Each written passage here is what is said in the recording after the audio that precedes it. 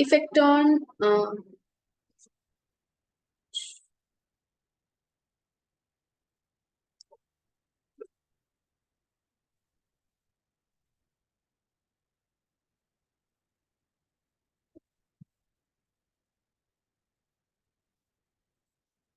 so effect of admission on the partners. 2.6.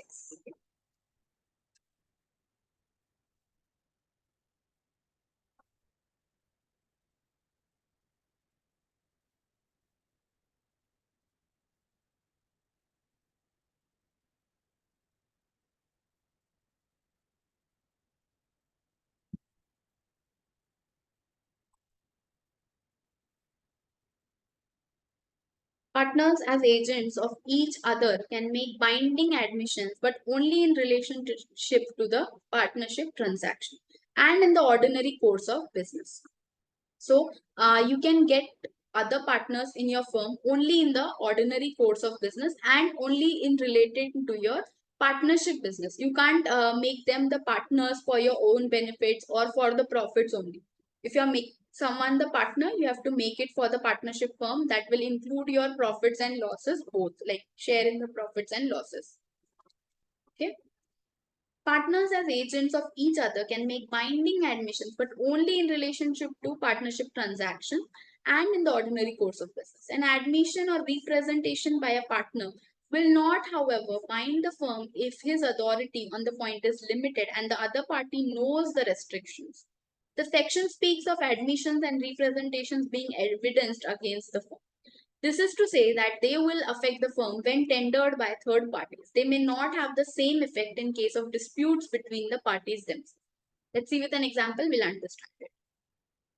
X and Y are partners in a firm dealing in spare parts of different brands of motorcycle bikes. Z purchases a spare part for his Yamaha motorcycle after being told by X that the spare part is suitable for his motorcycle. Y is ignorant about this transaction. Spare part proves to be unsuitable for the motorcycle and it is damaged. X and Y both are responsible to Z for his loss. So, if there is any partner which has been introduced later, an admission or representation by a partner will not, however, bind the firm. Like if you have added one more partner, if Y was also added as the partner, it is not going to bind the firm for the transaction. Here, the section speaks of admissions and representations being evidence against the firm. If some admission is done against the firm, I don't think so this example belongs over here. Let me check the module once. This should be somewhere else. This is not related to this one.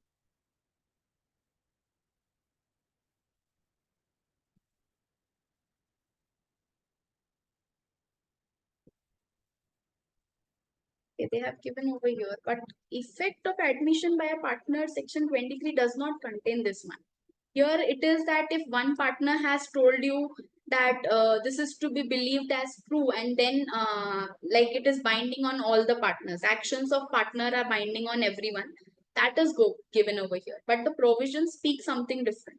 Partner as agent of each other can make binding admissions, but only in relation to partnership transaction and in the ordinary course of business. An admission or representation by partner will not, however, bind the firm in his authority on the point is limited. Now here they want to say that admission to a transaction, like if for a transaction you're admitting someone, you're telling them that this spare part is suitable for your motorbike, then it is binding to everyone. If that person does not have the authority to tell that which type of motor vehicle parts is like suitable for their vehicle, or if you don't have the authority to suggest the other people, that time it won't be binding.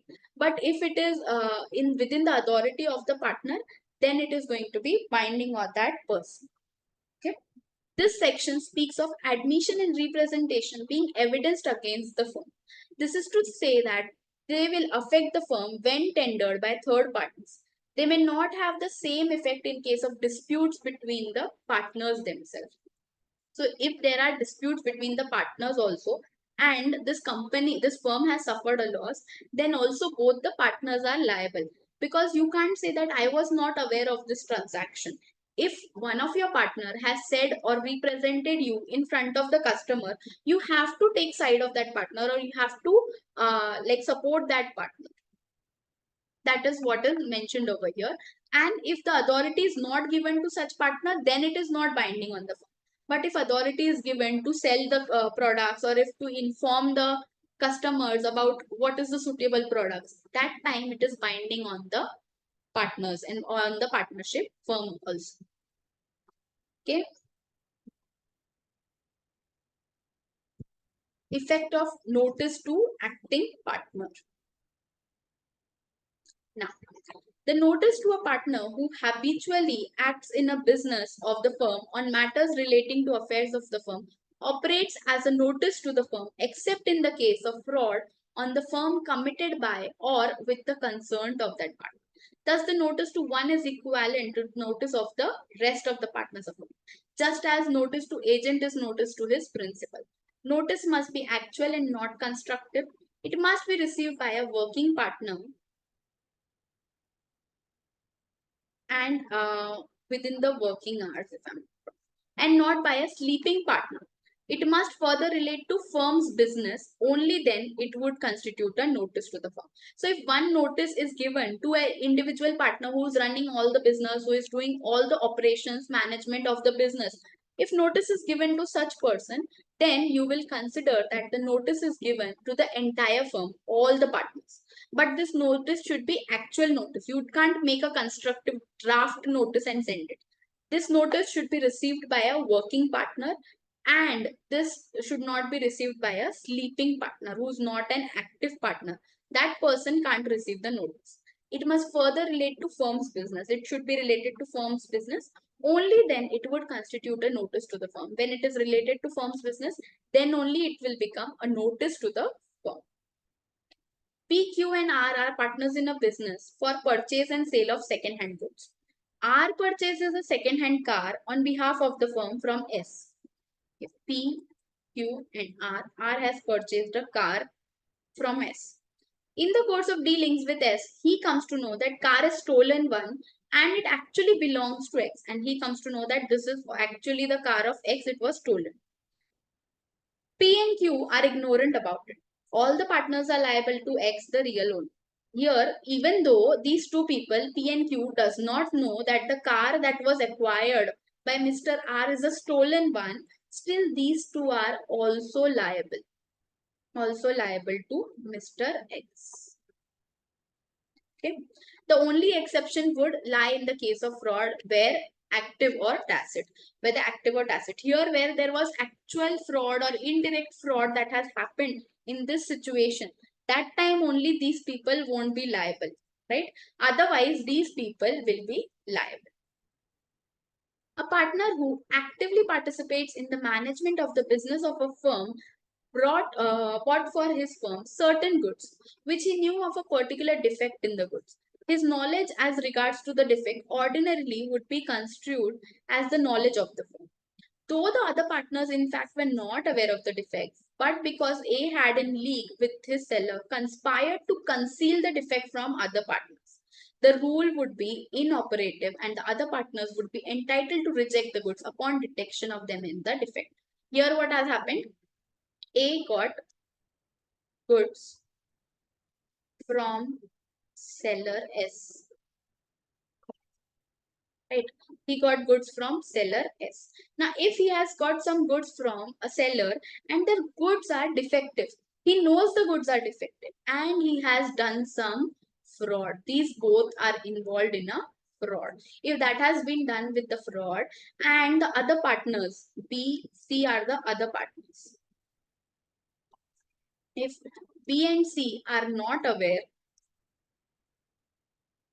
of fraud, they can reject the goods. What they can do is reject the goods. They will not accept such goods.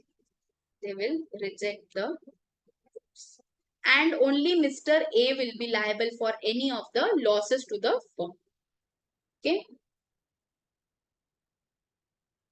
Are these two examples clear? 2.6 is clear, 2.7 is clear.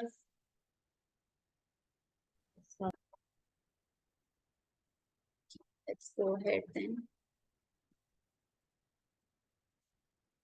One second.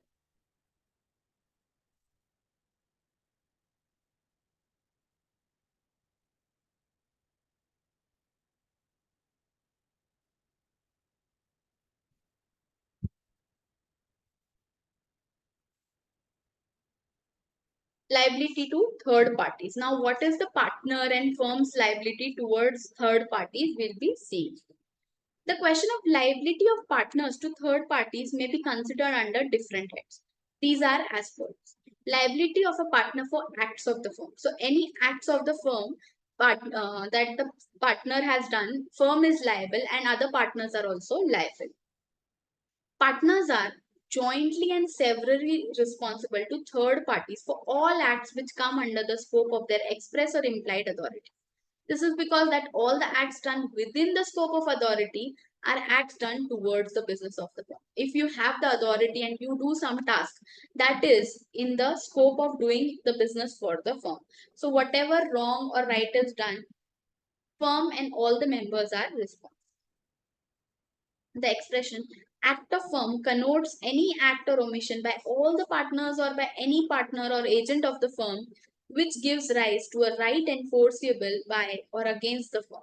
Again, in order to bring a case under section 25, it is necessary that the act of the firm in respect of which liability is brought to be enforced against a party must have been done while he was a partner. So, whenever you say act of a firm, it means that any act done or omission done by all the partners or any one of the partner or any agent of firm who is an agent of firm, partner again is agent of firm, which gives rise to a right enforceable, which gives someone a right to recover the money or right against the firm to pay the money to the firm. All these are called as act of firm. Again, in order to bring a case under section 25, it is necessary that act of the firm in respect of which liability is brought to be enforced against a party must have been done while he was a partner. That activity should be done when such person was a partner. If you are not a partner and doing some activity, then that is not binding on the firm. Okay, let's see what example they have given. Certain persons were found to have been partners in a firm when the acts constituting an infringement of a trademark by the firm took place. It was held that they were liable for the damages arising out of the alleged infringement, it being immaterial that the damages arose after dissolution of the firm. Now, a firm was established on 1 1 1 4 22, right? Now, 1 4 22, and the firm got dissolved on 31 3 24. Now, during this period, there was some infringement of trademark. That means some trademark was wrongly utilized. It was the wrong use of trademark was done. So, when there was infringement of trademark, in this situation, what you can say, these people were partners during this period. It was done on, let's say, this was done on 15th of August 23. So on this date, infringement was done, and this date is date of dissolution. Right. Here the infringement was done. During this period, partners were A, B, C, and D. If these people were partners when the infringement was done, they are liable for all the damages out of the alleged infringement, out of all the things that have gone wrong, they are liable. Okay. Is this clear? First liability. Yes, ma'am. Liability of the firm for wrongful acts of a partner. If partner has done something wrong, what is the liability of the firm? Firm is liable to the same extent as the partner for any loss or injury caused to a third party by the wrongful acts of a partner if they are done by the partner while acting in the ordinary course of business or by the authority of the partners. Now, the firm is liable to the same extent as the partner. Firm has to pay to the same extent as partner would pay. To whom? to whom any outsider or third party. If third party wants to recover some amount from the partner, they will directly come to firm and tell your partner has done this wrong, now you give me the money. Partner for any loss or injury caused to a third party by the wrongful acts of a partner. If they are done by the partner while he was doing a normal business or with the authority of partners, other partners were also aware about it. So if he is doing in the normal course of business or any authority he has from all the other partners, that time he is doing something wrong, that situation, whatever liability comes up, if liability comes up of 1 cr, so 1 cr will be paid by the firm. If the act in question can be regarded as authorized and as falling within either of the categories mentioned in section 26, these two categories, the fact that the method employed by the partner, just move this one,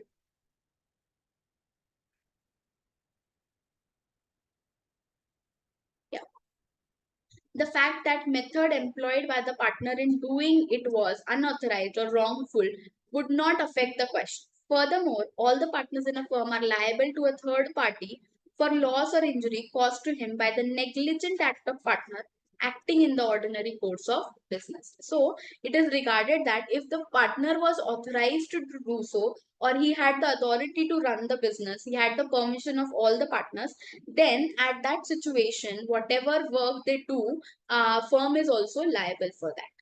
Furthermore, all partners in a firm are liable to a third party or loss injury caused to him by the negligent act of partner. If any person faces any loss due to negligence of the partner, that time the firm and all the partners will be liable. Let's see an example, you'll get a clarity. One of the two partners in a coal mine as a manager was guilty of personal negligence in omitting to have the shaft of the mine properly fenced. As a result thereof, an injury was caused to a workman. The other partner was also held responsible. Now, this shaft has to be covered with the fencing. Shaft has to be covered with fencing.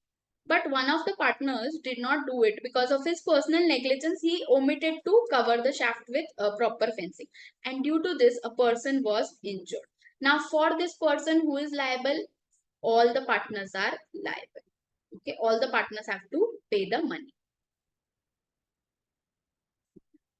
Liability of firm for misapplication by partners. It may be observed that the working of the two clauses of section 27 is designed to bring out clearly an important point of distinction between two category of cases of misapplication of money by partners. Now, misapplication of money means money has been used in a wrongful manner, in some manner which was not permitted by the law, right? It has been used to ask someone to murder the other person, or to buy some intoxication which is not allowed, drugs, etc. So if that cases is there, how we have to go, what is the liability of firm? Clause A covers the case where a partner acts within his authority, and due to his authority as a partner, he receives money or property belonging to third party and misapplies that property, money or property. For this provision to be attracted, it is not necessary that money should have been actually come into custody of firm. On the other hand, the provision of clause 2 would be attracted when such money or property has come into custody of firm and it is misapplied by any of the parties. Firm would be liable in both the cases. If the partner acts within authority, and due to his authority of becoming a partner, he receives any money. See, A got rupees 10 CR because he was the partner of A, B, C, D and company. Right? He got 10 CR. Now he misapplied this. He used it for fraud. He misapplied this money. If he has received the money and he has misapplied that money or property, then the firm is liable. Even though if the money has been received by the firm or not, even it has been received by the partner only, still it is liable. And in the second case, clause B, if it is in the custody of the firm and it is misapplied, like the firm got the money and then it was misapplied. In both the cases, firm will also be liable. Firm would be liable in both the cases. If the receipt of money by one partner is not within the scope of his apparent authority, his receipt cannot be regarded as a receipt by the firm. If he was not authorized to take that money and still he receives the money, then firm is not liable. And the other partners will not be liable. The firm is not liable, other partners are not liable. Unless the money received comes into their possession or under their control. Unless they have actually received the money or the money is in their control. Once they receive the money, they will give it back to the corresponding person and they will not do the fraud. But if the money is not received, then that time the other partners are not liable. A, B, and C are the partners of a place of car parking. P stands his car in the parking place, but A sold out the car to a stranger. For this liability, the firm is liable for the acts of A. Now, here what happened is, there are three partners A, B, C who have a parking area, and the parking area, a car was parked by Mr. P. Mr. P had parked a car and Mr. A came and sold the car. P stands his car in the parking lot and A sold the car. Now, is that correct thing? No, the car was kept only in the parking. You can't sell it. But this man, Mr. A, sold the car. So that is where he went wrong. Rights of transferee of a partner's interest. Okay, 1 second.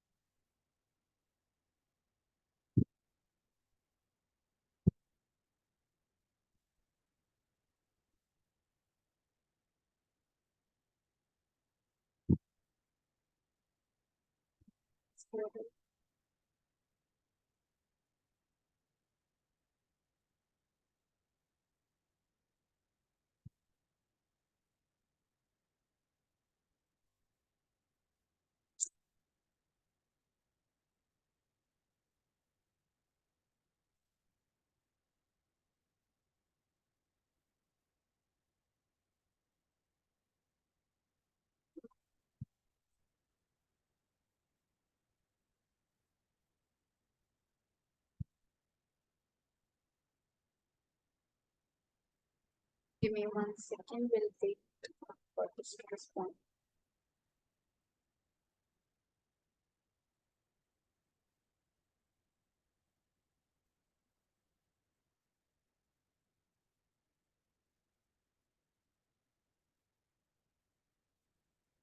Rights of transferee of a partner's interest. A share in a partnership is transferable like any other property.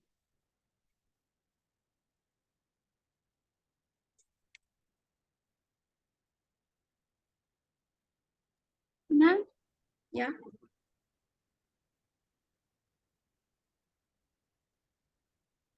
Yes, you can say. your voice is break. Okay, give me a second. I'll change the network.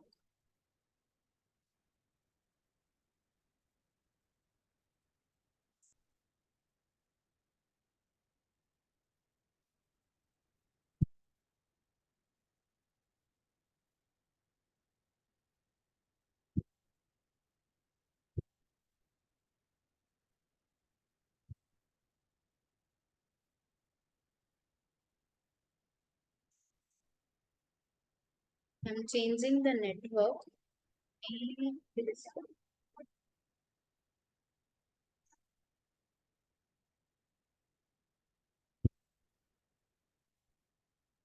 Yeah, 2.9 rights of transferee of a partner's interest. A share in partnership is transferable like any other property, but as a partnership relationship,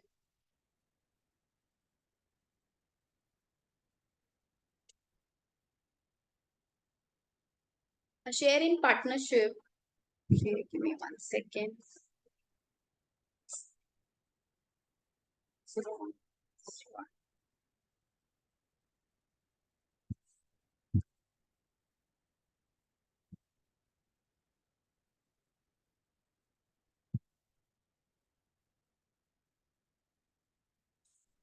A share in partnership is transferable like any other property, but as the partnership relationship is based on the mutual confidence of a partner's interest by sale, mortgage, or otherwise, cannot enjoy the same rights and privileges as the original partner.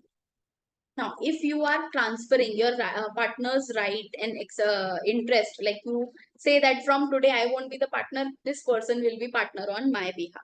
So when you share, like when you transfer it to another person, but that time it is based on mutual confidence. Whatever confidence it was on Mr. A, same confidence won't be there on Mr. B, who has substituted or who is now the new partner. So they have said a share in partnership is transferable like any other property, but as the partnership relationship is based on mutual confidence, the assignee of partners' interest by sale, mortgage, or otherwise cannot enjoy the same rights and privileges as of the original partner. Whatever the privileges and rights are there of the original partner will not be enjoyed by the substituted or the new partner. The rights of such a transferee are as follows. What are the rights of such transferee? We will be seeing them now. During the continuance of partnership, such transferee is not entitled to interfere within the conduct of the business or to require accounts. When the rights are being transferred and the partnership is continuing, transferee is not entitled to interfere within the conduct of the business. This transferee cannot interfere or to require accounts. You can't check the books of account also. Third is to inspect books of the firms. He cannot inspect the books of the firm also. He is only entitled to receive the share of the profit by transferring partner. Of the transferring partner, whatever is share, that only you can receive. And he is bound to accept the profit as agreed to by the partners. That is, he cannot challenge the accounts. If the firm, if in the firm of A, B, C, A has replaced and transferred his share to Mr. D. So D will get the profits of Mr. A, like whatever it will be, 5:3:2. So he will get fifth 5 portion, that is suppose 5 lakh rupees he's receiving. So that is what he'll get as the profit. He can't ask them, give me the accounts, I will check and I will see the profit. On the dissolution of the firm or on the retirement of the transferring partner, transferee will be entitled against the remaining partners. Now, the transferee, the person who has received the rights, he will be entitled against remaining partners. He can ask for the money from the remaining partners. To receive the share of the assets of the firm to which the transferring partner was entitled. How much he can ask? Share of assets. Now, suppose the assets were of 100 CR. He will ask 5:3:2 ratio and he will ask for his share. 100 CR into 5 divided by 10. Sorry, divided by 10. So he will ask for half of it, that is 50 CR. 50 CR assets he will ask. This was the share of A, B and C. He has substituted A. So he will ask only the share of A. And for the purpose of ascertaining the share, he is entitled to an account as from the date of dissolution. So he will also have to ascertain the share. How much is the share? 5/10 is the share, so that much only he will receive. By virtue of section 31, which we will discuss herein after, no person can be introduced as a partner in a firm without consent of all partners. If A is replaced by D, you have to take permission. Permission of whom? Partner B and C. You have to take permission of all the partners. Only one partner can't decide that, okay, you want to replace it, you can replace it. That doesn't work. A partner cannot, by transferring his own interest, make anybody else a partner in his place unless the other partners. What's wrong with one note there?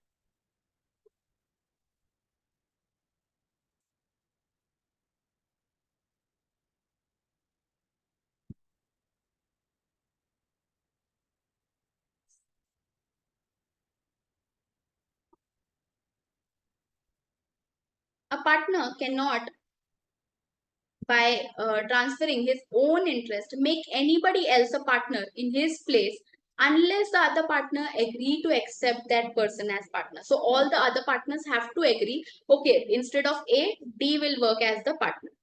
At the same time, a partner is not debarred from transferring his interest. You can't stop a partner, Mr. A, to not transfer his interest. A partner's interest in the partnership can be regarded as an existing interest and tangible property which can be assigned. So a partner's interest in the partnership firm will be the existing interest, whatever money is due to him, that will be his interest. And if any tangible property is given over there, any motorcycle was to be given to that person, Mr. A, that will also be assigned over here. Okay. Is 2.9 clear? Like a share of transfer, share transfer of a partner, is that point clear to you all? Yes, Yes, ma'am. Now, minors admitted to the benefit of partnership.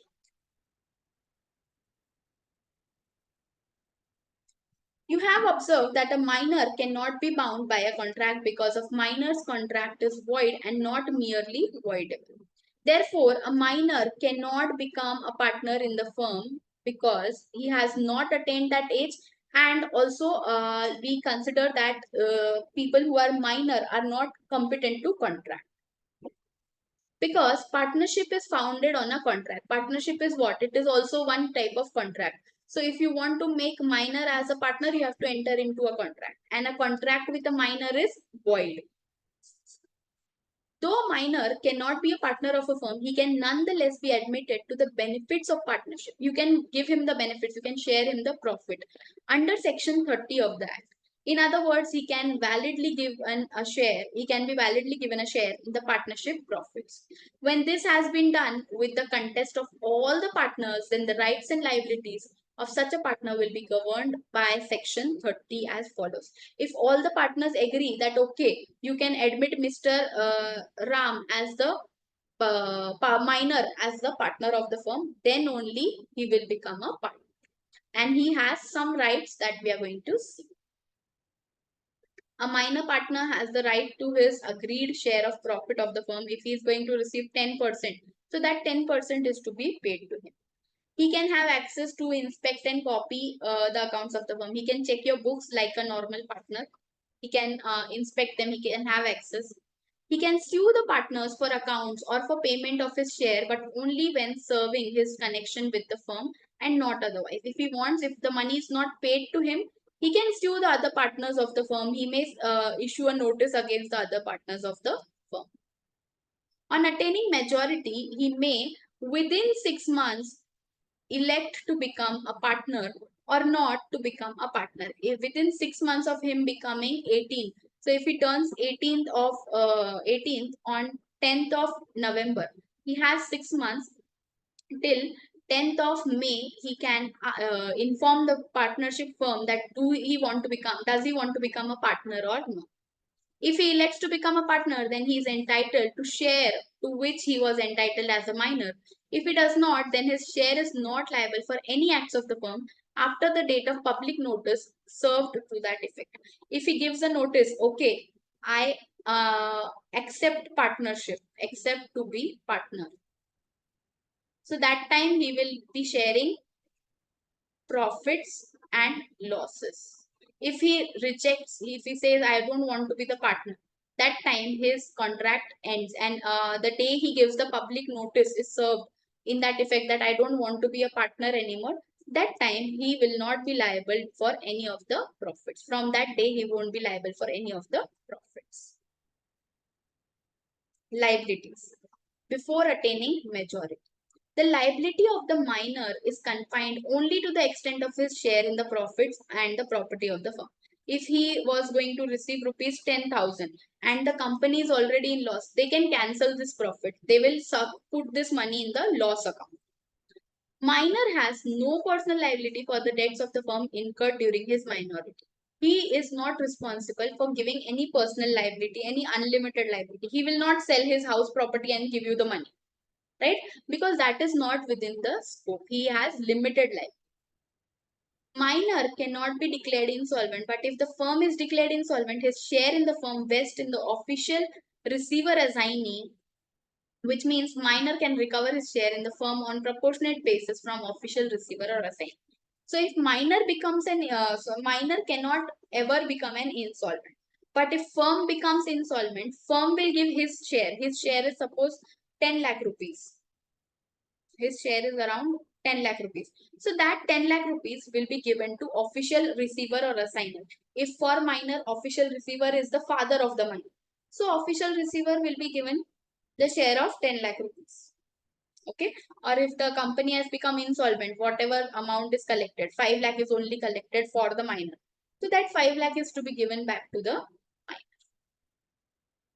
Now, after attaining majority within 6 months, he has to inform that does he want to continue as a partner or not. And when he continues as the partner, he has a knowledge and now he has been admitted in the benefit of the partnership, whichever date is later, like attaining majority or getting the knowledge that he has been admitted as the partnership for the benefit.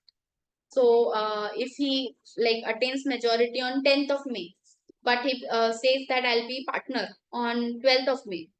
So from 12th of May, he will start becoming a partner. Minor partner has to decide whether he shall remain a partner or leave the firm. Minor partner will have to think, should I remain the partner or should I leave the firm? That is what he has to decide. Where he has elected not to become a partner, he may give public notice that he has elected not to become a partner. A public notice is to be given if you don't want to continue as a partner. And such notice shall determine his position with regard to the firm. If he fails to give such notice, he shall become a partner in the firm on expiry of period of 6 months. Now, he became a major on 10th of April, 10th of November, and he had a time period of 6 months, that is 10th of May. During this period, he has to inform. He has to inform if he does not want to be partner. Does not want to be partner. Right? But if he does not inform, fails to inform, he fails to inform, he will be on this date, on last date of this, he will be deemed partner. Deemed partner means now he will be considered as the partner because he did not deny or he did not accept. So if he has not also denied also, then also he'll become a partner. When he becomes a partner, if the minor becomes a partner on his own willingness or by his failure to give the public notice within the specified time, his rights and liabilities as per section 37 are as follows. If now he has become a partner, either by not denying, that means deemed partner, or by accepting partnership, in both these cases, what are the rights and obligations? Rights and liabilities. He becomes personally liable to third parties for all the acts of firm done since he was admitted to the benefits of partnership. Since the day he was admitted to the benefits of the partnership, from that day, he will be the person responsible for all the liabilities. His share in the property and the profits of the firm remains the same to which he was entitled as minor.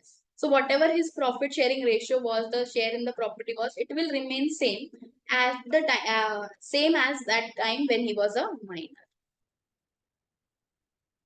When he elects not to become a partner, when he says I don't want to become a partner, he has to give a public notice. Then he shall not be entitled, he shall not be liable for any acts of firm done after the notice. After he has given the notice, whatever things firm does, he will not be liable. He will say, I am not liable, I am not a partner anymore. His rights and liabilities continue to be those of minor up to date of giving the public notice. Up to date of giving public notice, though he has not given after, though he has given after 18 years, he is a major, still he gives after 18 years, 5 months. Now, till here also he will be considered as minor. He shall be entitled to sue the partners for his share of the property and the profits. He will have the power to sue the partners for his share of profit and the property. He will take the money and then only leave the firm.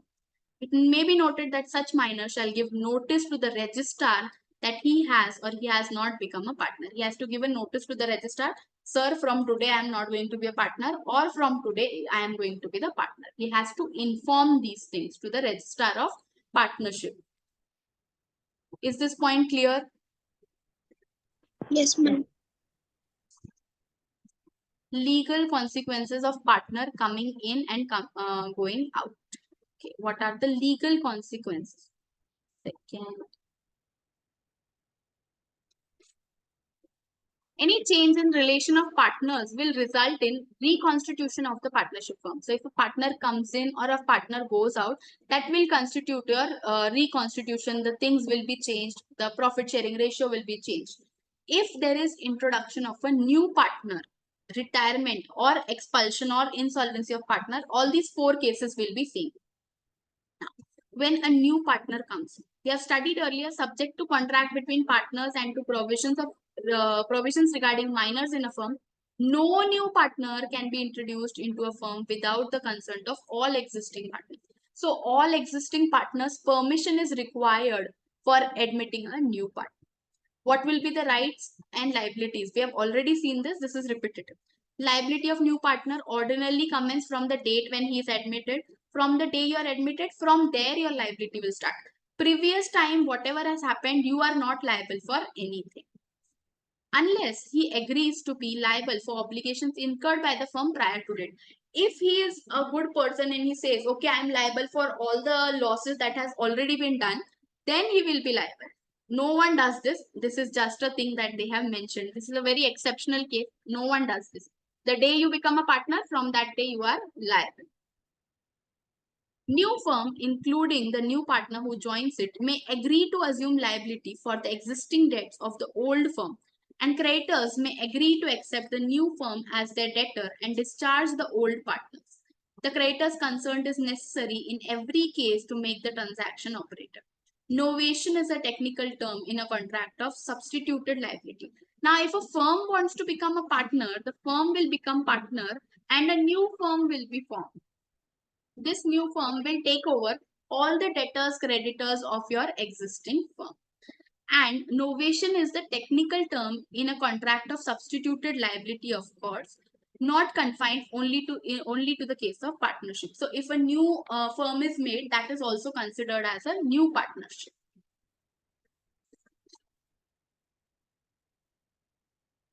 But a mere agreement amongst partners cannot operate as novation. If you have just made an agreement between partners of both the firms, that is not your novation. You have to do some new activity or new partners should come in. Agreement between the partners and the incoming partner that he shall be liable for existing debts will not ipso facto give the creditors of the firm any right against him. So if there is only agreement between the partners and incoming partners that he will be liable for the existing debt, will not give creditors any right against it. If it is proved and if this partner says that I will also take the liability of the old existing debts, then he will be liable to the firm. But creditors directly can't go and demand him. I'll take an example, you'll understand. Why did the content go away now again?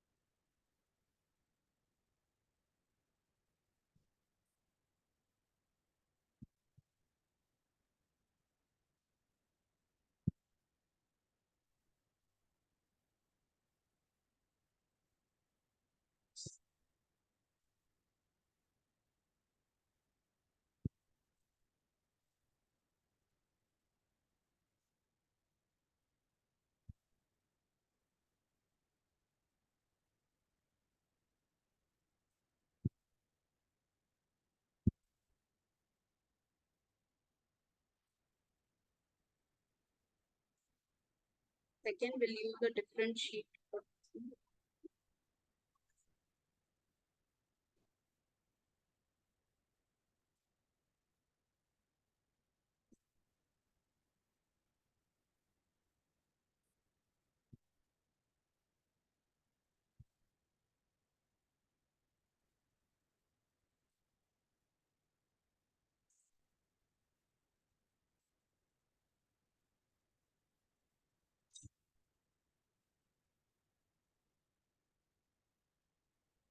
So here in this case, if Mr. A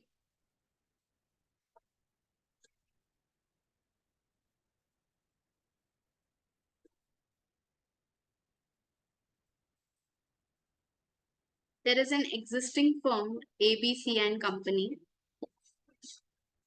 ABC, and they admit Mr. D. D says whatever this admission is done on 20th of May 24. Now what he says, you are working from 1st of April 2017. Till here, whatever debts are there, whatever liabilities are there, I will take the responsibility, right? In this, there is a creditor whom we have to pay rupees 20 lakhs, right? We have to pay rupees 20 lakh. His name is Mr. O, right? This Mr. O directly can't go and speak to Mr. D and tell him, now you give me share of 20 lakh. You are the new partner. You said I will pay for the existing debt also. Give me the money out of 20 lakh.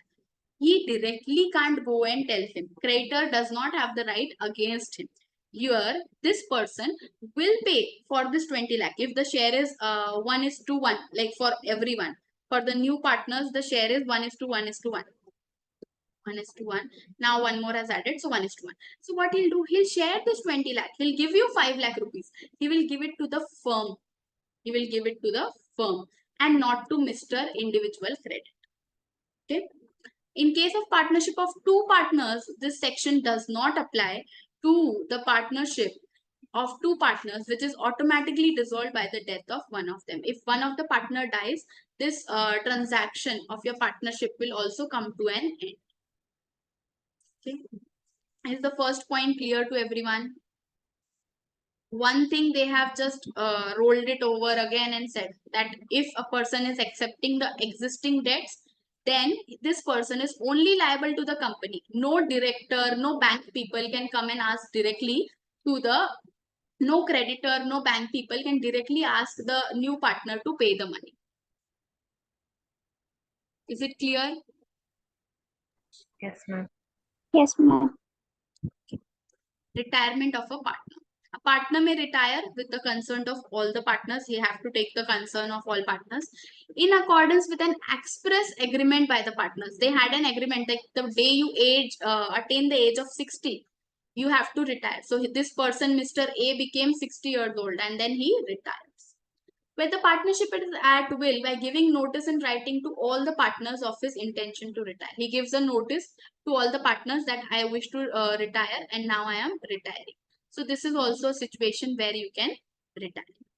A retiring partner may be discharged from any liability to any third party for acts of the firm done before his retirement by an agreement made by him with such third party and the partners of the reconstituted firm, and such agreement may be implied by a course of dealing between the third party and the reconstituted firm after he had knowledge of retirement.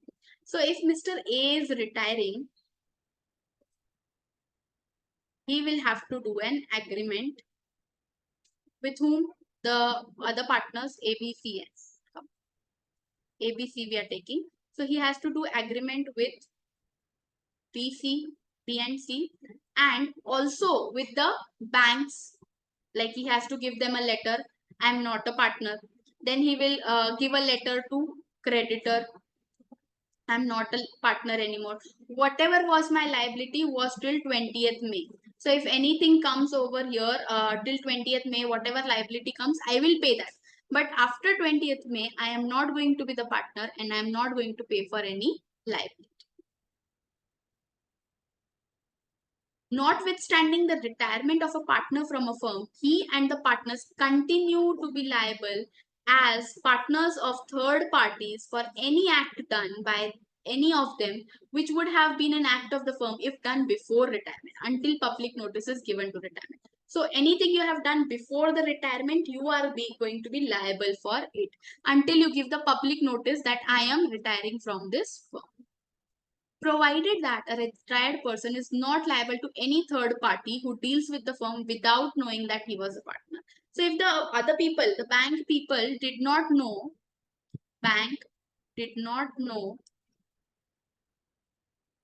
A was partner, and A has now resigned. So if bank does not know A was partner, bank cannot recover from A. Bank was not aware that A is the partner of this firm, so bank cannot recover any money from A. Notices under subsection 3 may be given by the retired partner or by partner of the reconstituted firm. Now, any one of them can give the notice, issue a notice in the newspaper, Mr. A is retiring from this firm. Or that person, Mr. A, can write, I am retiring from ABC and Company. Let's see an example. In Vishnu Chandra versus Chandrika Prasad, the Supreme Court in Vishnu Chandra versus Chandrika Prasad held that the expression, if any partner wants to dissociate from the partnership business in a clause of partnership deed, which was being construed, comprehends a situation where a partner wants to retire from the partnership. So these words, partner wants to dissociate from the partnership business. This word, dissociate from the partnership business, means that he wants to retire. Expression clearly indicates that in the event of retirement, partnership business will not come to an end. He wants to just dissociate. He does not want to stop the firm, dissolve the firm. He says that I want to dissociate. I don't want to associate with this firm anymore.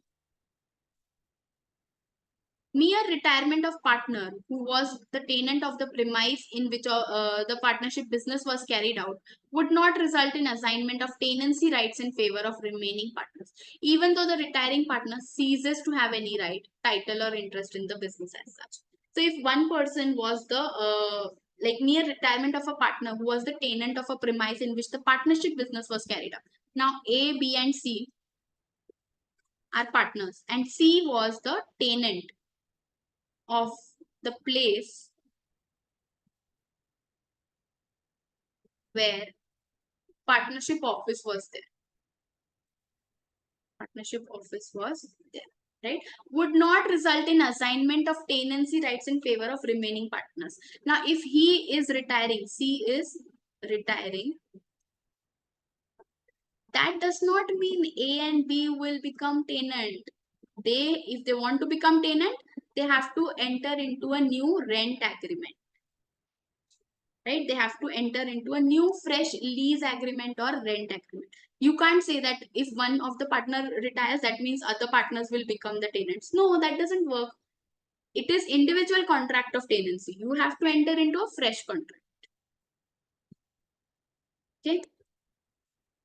Is this point clear to you people? Retirement of a partner? Yes, ma'am. Everyone? Yes, ma'am. Okay. Let's go ahead. Expulsion. One second. Give me one moment.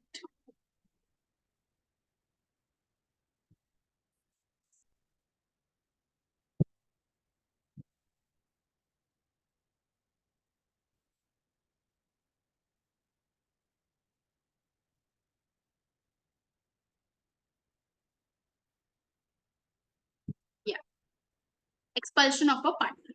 The power of expulsion must have existed in a contract between the partners. The partners in their partnership deed, it should be mentioned that you have the right to expel, to remove any of the partners. This power should be given in the partnership deed.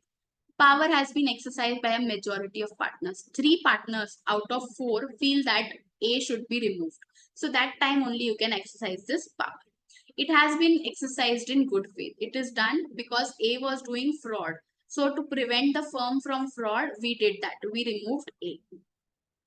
If all these conditions are not present, the expulsion is not deemed to be in a bona fide interest of the business. If these 3 conditions are not there available, then you can't say that you have rightfully expelled a partner. You are doing it just for the other purposes or just for the sake of rivalry or revenge.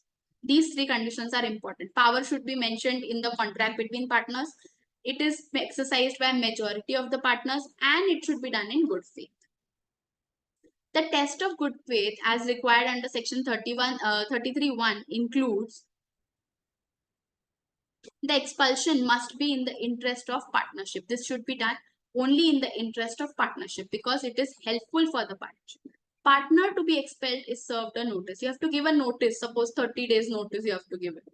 He is given an opportunity of being heard. Before removing someone from the office of partnership, you have to give them an opportunity of being heard. You have to tell them, okay, give us what is your side. We are going to remove you. Do you have to explain something? You have the chance. If these three conditions are not satisfied and the above three conditions are not satisfied, and if a partner is otherwise expelled, the expulsion is null and void. That partner will not be expelled. He will still remain as the partner of the firm.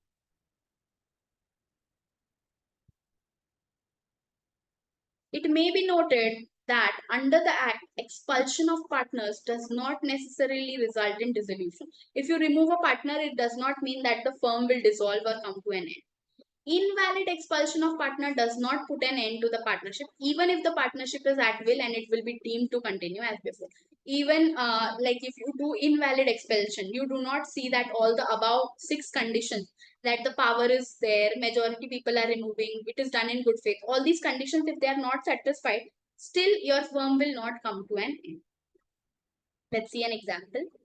A, B, and C are partners in a partnership firm. They were carrying their business successfully for the past several years. Spouses of A and B fought in ladies' club on their personal issue. A's wife was hurt bad. A got very angry on the incident and he convinced C to expel B from this partnership firm. B was expelled from partnership without any notice from A and C. Considering the provisions of Indian Partnership Act 1932, state whether they can expel a partner from the firm. Tell me, can they expel the partner from the firm, seeing that the wives of Mr. A and B have fought in the ladies' club? No, ma'am. No, they can't do it because it is like if it was mentioned in the provisions, that is okay. Like if in the partnership deed it is mentioned, okay.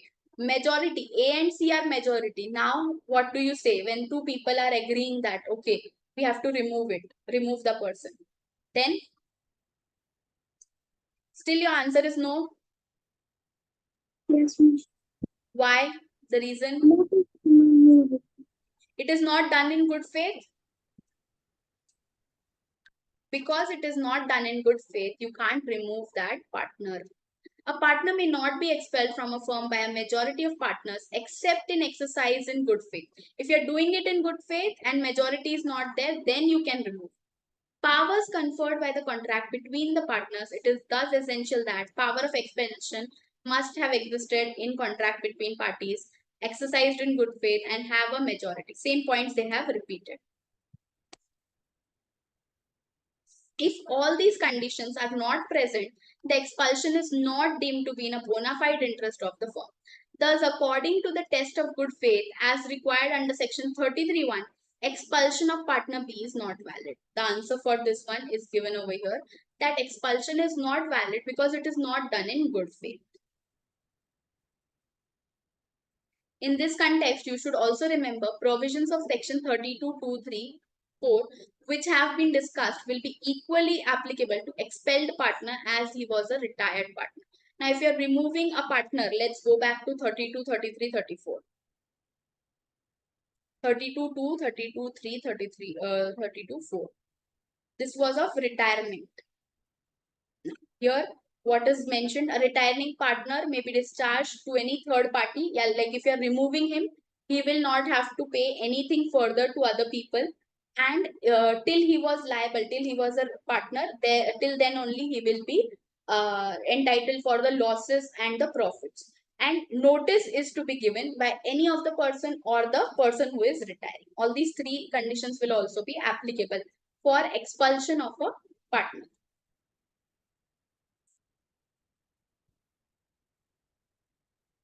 Insolvency of a partner. When a partner in a firm is adjudicated as insolvent, he ceases to be partner on the date of order of adjudication is made, whether or not the firm is hereby dissolved. Now, if a person A becomes insolvent and insolvent on 10th of May, order passed on 20th of May. So from this date, he will not be a partner. He will cease to be a partner, stop to be a partner the partnership will come to an end for this person, not be a partner. Where under a contract between the partners, the firm is not dissolved by the adjudication of a partner as an insolvent, the estate of partner so adjudicated is not liable for any act of the firm, and the firm is not liable for any act of the insolvent done after the date on which the order adjudication is made. Now, after this date of adjudication, firm is not liable. But even though he was informed as that he is become insolvent on 10th of May, 10th May to 20th May also firm will be liable. Okay. Here, though he has become insolvent on 10th of May, firm will still remain liable until that order of adjudication is made.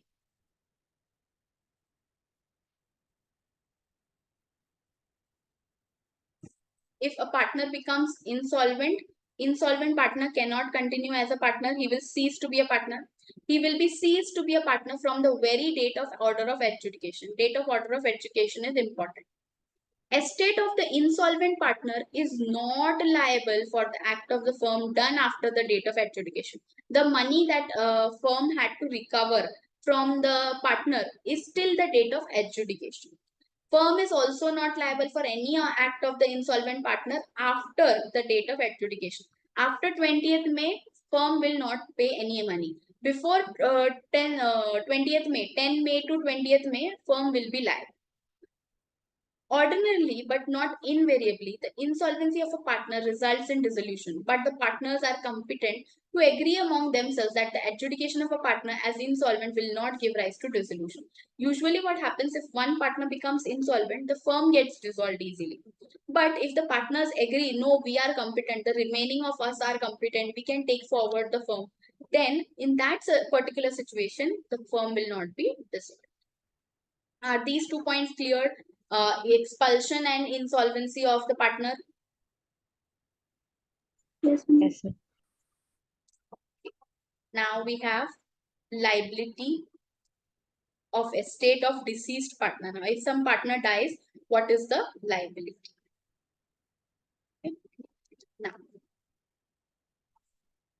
ordinarily, the effect of death of partner is the dissolution of the firm. Ordinarily, what happens if a partner dies, the partnership firm is dissolved.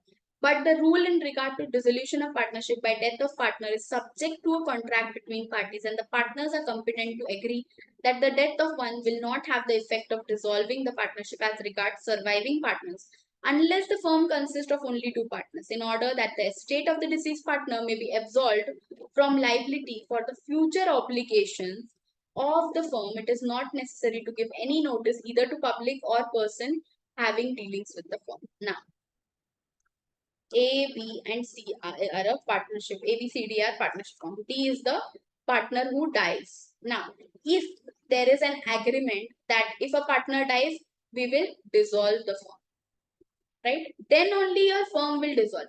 If there is no such agreement, no dissolution is written in the agreement, you will continue as ABC, right? You can continue as ABC if you want. Then when the person dies, if D dies on suppose 10th of May. So if he dies on 10th of May, from that date, liability will end. Liability of D ends, right? D will not be liable any further for any of the amount. His estate, his property, his house, his money, bank balance will not be liable after 10th of May because he is not a partner anymore. And you don't have to inform this in public. Everyone sees that this person has died. So there they write partner of ABC firm. They don't have to issue a separate notice and give a public notice of this death. Or to any person if the banks are working, so they don't have to inform the banks, etc. again. And if the partnership contains only two partners, then that firm will be dissolved because only two partners are there. One has died. So now you can't continue the firm. Let's see the example.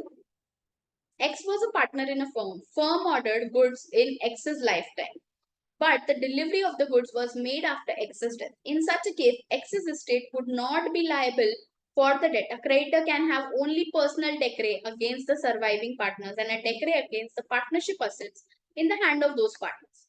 A suit for goods sold and delivered would not lie against the representative of deceased partner. This is because there was no debt due in respect of X's lifetime. Now, X was a partner and he died on 20th of May, right? And the firm bought XYZ and company. Firm bought goods on 12th of May. Now, in this duration, if something was there, this person was liable. But on 20th of May, he directly ceases to be liable. So, if someone directly ceases to be liable, you can't ask for the money. If 12th of May they had purchased 12 crore goods and the money is not paid till 20th of May, you can't ask X to pay the money. X is not there. You can't ask X's wife, X's son, X's children to pay the money. He is not there. You can't like file a case. A suit for goods sold and delivered would not lie. A suit for goods sold and delivered would not lie against the representative of the deceased partner. Against the representatives, that is your family, your mother, sorry, wife, children, your mother, father, whosoever is there, they also will not pay any money. This is because there was no debt due in respect in goods in X's lifetime. When X was alive, there was no due amount, right? This amount was not paid because the firm did not have the money. X personally did not have the money. This was not the case. Okay, let's see what's further. Yeah. Is this clear? Liability of estate of deceased partner. Yes, ma'am. So on death of death of a partner, his estate does not become liable because in the other cases, in retirement, in admission of new partner, you have to give a public notice. Here, what public notice we will give? Person has died, so everything has come to an end. So the day the person dies, the liability ceases. There is no liability of that person. Right of outgoing partner to carry on competing business. An outgoing partner may carry on business competing with that of the firm and he may advertise such business, but subject to contract or to the contrary, he may not use the firm name. Now, if A was a painter and now he is opening his own firm or own business, so he cannot use the name of the previous firm. So, if it was art gallery, right? The earlier name was art gallery. You can't use this name. You have to choose a different name. Represent himself as carrying on the business of firm. He can't say I'm still still a partner of art gallery. You can't say that. You are not a partner of art gallery, so you can't say this. Solicit the custom of persons who were dealing with the firm before he ceased to be a partner. Solicit the custom of persons who were dealing with the firm before he ceased to be a partner. He cannot deny that now I am not a partner. Till you were a partner, whatsoever liability is there, you have to pay for that. Agreement in restraint of trade. A partner may make an agreement with his partners that on ceasing to be a partner, he will not carry on the business similar to that of the firm within a specified period or within specified local limits and notwithstanding anything contained in Section 27 of the Indian Contract Act. Such agreement shall be valid if the restriction imposed are reasonable. So a partner who is retiring, who is saying that I'm not going to be partner, I'm going retiring, has to enter in trade restraint agreement. Trade restraint means restrain oneself, restrict oneself from doing an activity. Trade restraint agreement that I will not do the work for 5 years or I will not do it within the firm's 10 kilometer. I'll not do the work within firm's 10 kilometer. Any of the condition may be put by the firm and its partners. Okay. Is this clear?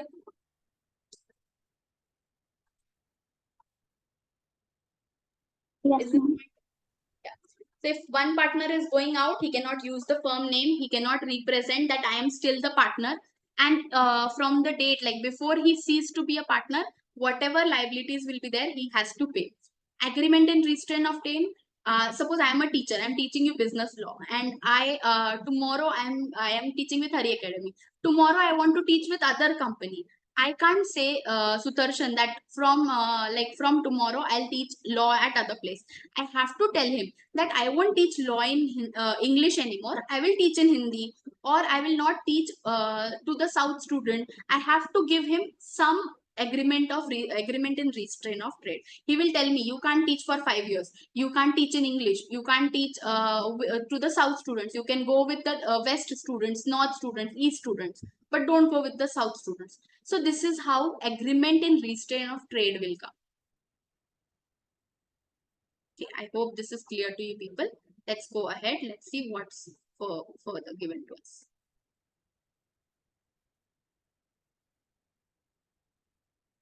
Second.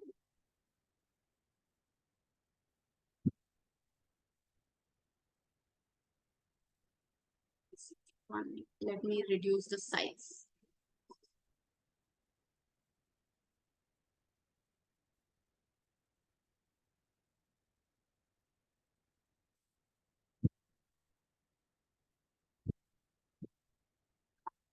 Right of outgoing partner in certain cases to share subsequent profits. Where any member of a firm has died or otherwise ceased to be a partner, and the surviving or continuing partners carry on the business of the firm with the property of the firm without any final settlement of accounts as between them and the outgoing partners or his estate, then in the absence of contract to contrary, outgoing partner or his estate is entitled at the option of himself or his representative to such share of profits made since he ceased to be a partner as may be attributable to the use of his share of the property of the firm, or to interest at the rate of 6% per annum on the amount of his share of property of the firm. Now, what happens over here? When a partner says that now I am retiring, or if a partner dies and you don't give them amount in full settlement, A, B, C are partners, D and E. These 5 partners are there. C dies on 10th of May. D retires on 10th of May. Now, when these people are like this one died and this one has retired, F is the legal representative. Legal representative. Now, if this firm A, B, C, D, E has not made final settlement, this firm has not made the final settlement. So then what will happen? 10th May 24 till 31st March 25, whatever profits will be there, they will have to give a share to C's legal representative and Mr. D. Right? They will have to give share to C's legal representative and Mr. D also, because they are not giving final settlement. Their due was around 60 lakhs. This was the due of Mr. C, and his was 70 lakhs, right? 70 lakhs. So if these dues are not paid, then you have to give them share in profit also till you give them the final settlement. Now, if you don't give them the final settlement, what you can do, either give the profits or give interest on their account balance. 6% interest you have to give on their account balances. So 60 lakh into 6% will do from 10th of May till the 31st of March. Then on 70 lakh, 6% interest will be paid. So 2 options are there. Either you give them the profits, like whatever profit you earn in the next year until you make them final payment, or you have to give them interest from the date of them ceasing to be a partner, from the date they retire or the person dies, till the date of actual payment. Okay, is this section 37 clear? Yes, ma'am. Now, but there is some condition over here. What is said? Provided that whereby contract between the partners, an option is given to surviving or continuing partners to purchase the interest of deceased or outgoing partner, and the option is duly exercised, estate of deceased partner or outgoing partner or his estate, as the case may be, is not entitled to any further or share of profit, but if the partner assuming to act in exercise of the option does not in all material respect comply with terms thereof, he is liable to account under the foregoing provisions of this section. Now here what happens is, A says, okay, won't give you profit, won't give you profit, but instead of 60, I will give you 65 lakhs, and you close the system. No profits will be given to you for the next year. Now, if he is buying the stake, buying the share of the outgoing partner, that time you can say that he will not be entitled to any of the profit. But if a partner is exercising this option of buying the share of other person, he has to comply with all the conditions over there. He is liable to account under the foregoing provisions, whatever are the existing provisions. He has to go through them, that he has to take the share and give that person 65 lakh rupees, and he has to tell him, okay, no more further profits will be given to you, no interest will be given to you, I'm just directly paying you 65 lakh rupees. Is this clear? Yes, ma'am. Okay, let's see example that they have given. A, B, and C are partners in a manufacture of machinery. A is entitled to 3/8 of the partnership property and profits. Now, A, B, and C. A is given how much? 3/8. A becomes bankrupt, whereas B and C continue the business without paying out A's share of partnership assets or settling the accounts with his estate. A's estate is entitled to 3/8 of the profit made in the business from the date of his bankruptcy until the final liquidation of partnership affair. Now, he became bankrupt on 10th of May. So from 10th of May till 31st of March, till the date they wind up or they do not pay that person until they give him the final money, B and C are liable. A became insolvent, B and C will be liable. A, B, and C are partners. C retires after selling his share in the partnership. A and B fail to pay the value of share to C as agreed. Value of share of C on the date of his retirement from the firm would be pure debt from the date on which he ceased to be a partner as per the agreement entered between the parties. C is entitled to recover the same with interest. Now what happened? A, B, and C are partners. What who buys it? A and B failed to pay it. Yeah, so these were in the ratio 5:3:2. C retires. What they say, we will just equally distribute this two parts of yours in our own capital. Now our new ratio will become 6:4. Right? They say we will take individually 1 points of yours. We will share your half profit. Now, when they have agreed, they have to pay him some money. Suppose it was 50 lakh rupees, his account balance was 50 lakh rupees. This 50 lakh rupees, whatever was the due of amount, these A and B failed to pay. A and B could not pay. A and B could not pay. Now, what will happen? This 50 lakh C will recover with 6% interest. What he will say? Okay, give me 50 lakh plus 6% interest for the 1 year or how many months that have passed. You have to give me that entire amount with the interest. Okay. Revocation of continuing guarantee by change in firm. According to section 38, a continuing guarantee given to a firm or to third party in respect of the transaction of a firm is in absence of an agreement to the contrary, revoked as to future transactions from the date of any change in constitution. A continuing guarantee given to a firm or to third party in respect of transaction of a firm in the absence of agreement to the contrary, if there is no agreement against that, will be revoked as future transactions from the date of change in constitution. If A, B, C were given a guarantee, this one was clear to you people, this interest example? Clear, ma'am. Okay, let me erase it.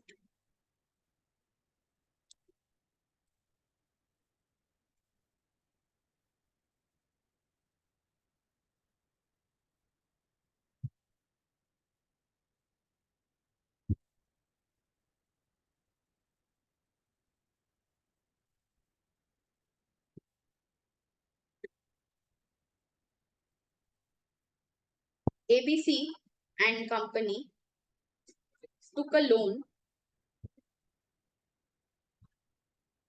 from SBI of rupees 5 crore.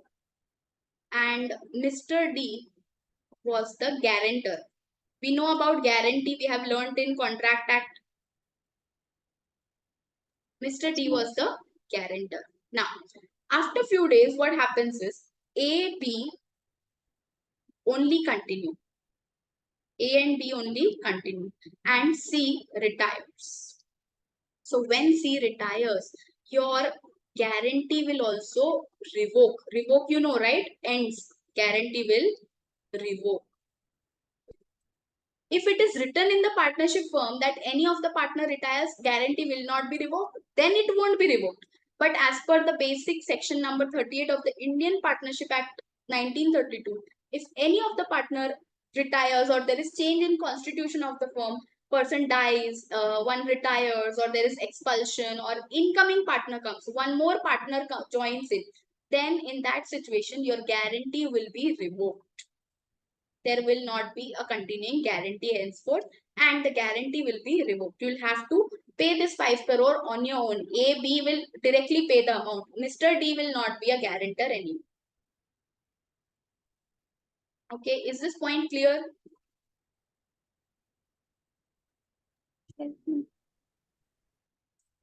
Is the chapter clear to everyone?